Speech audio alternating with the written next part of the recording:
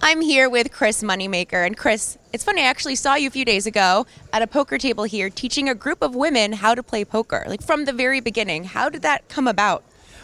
There was a reporter that was here that she normally covers crime stories, basically liars, and she wanted to get into sort of the mind of a poker player and sort of see how that worked.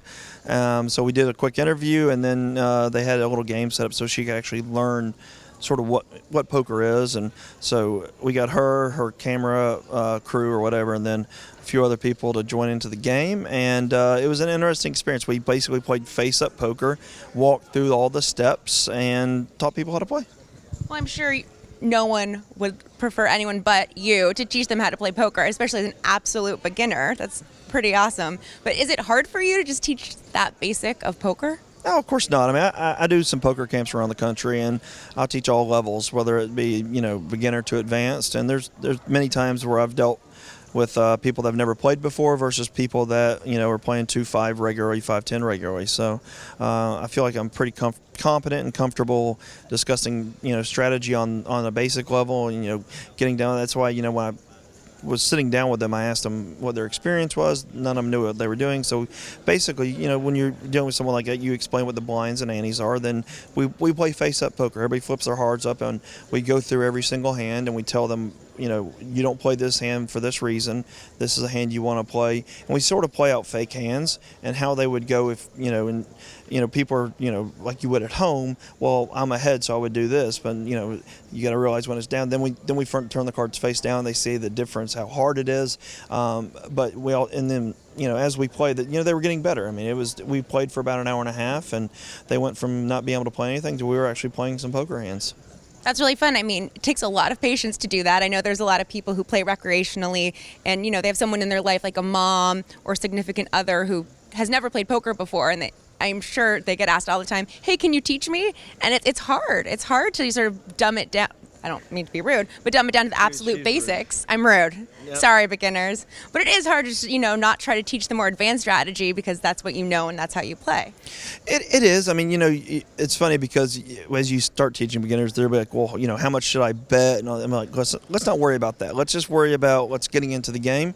And, as hard as it is, I mean, to be perfectly honest, it's just, I always look at it as if I'm teaching someone to play, once you start playing this game, you're going to be probably playing it for a very long time. So I'm just introducing someone else to the game. It is a great game. And there's so many good facets to it between social and mathematics that go into it. I mean, you don't have to do this for a living, obviously. You can do it for fun. And it's nice if you're at a party or whatever. There's a lot of charity events, and maybe you're not comfortable enough to sit down and play with everybody, which, I do a lot of charity events where people have zero clue what they're doing, and they're very intimidated to sit down. So, if you ever get the opportunity to sit down with anybody that knows what they're doing and has the patience just to teach you the basics, I mean, there are opportunities. Growing up, it was always told to me, you want to have some capacity to play golf because all business deals are done on the golf course. So I learned how to play golf at a young age. I didn't play that much, but I knew how to play it because it's just a skill set my father said that you probably need to have because that's where the business deals are done. Poker is sort of similar in that respect that, business deals aren't going to be done, but there's going to be charity events. There's going to be social events that you go to where people play poker or talk poker, and it's, it's always good to, and it's not like this is some bad thing to learn or something hard to learn. It's actually a really easy game to learn. Not granted, it's hard to master, but, you can I could teach someone how to play in, a couple hours, and they could go sit down and, do okay.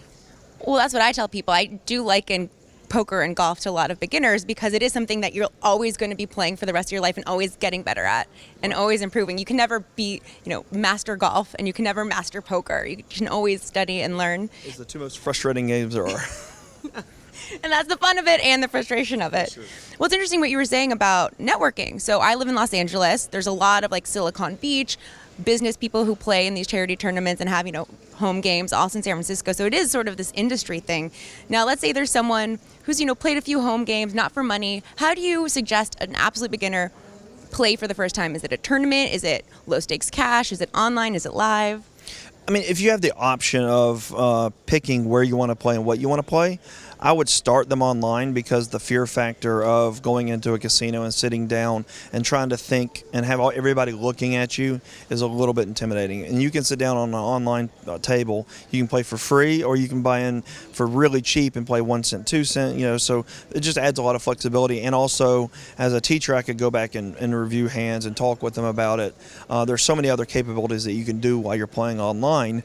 But honestly, you know, online's a great resource to learn and get better, but I love playing live because of the social aspect of it, and that's really where you're going to get to be express and have fun and engage with people. So I want to get people playing in live as soon as I can, but online is such a great tool to educate quickly and let them do it with comfort and not worry about the stigmatism of I haven't played before and I don't want to look out of sorts. Well, it's a great place to gain your confidence online. And then once you get your confidence, you can head over to PCA and play with Chris or anyone else who's playing here. I like that thought. That's a good thought. Yeah, right? Yeah, let's do that. Right. And then he'll take all your money. No, I would. She was the rude one, not me. All right, you can take my money. It's fine. All right. Click back to PokerNews.com for all the rest of the updates. And thank you, Chris. My pleasure. Thank you.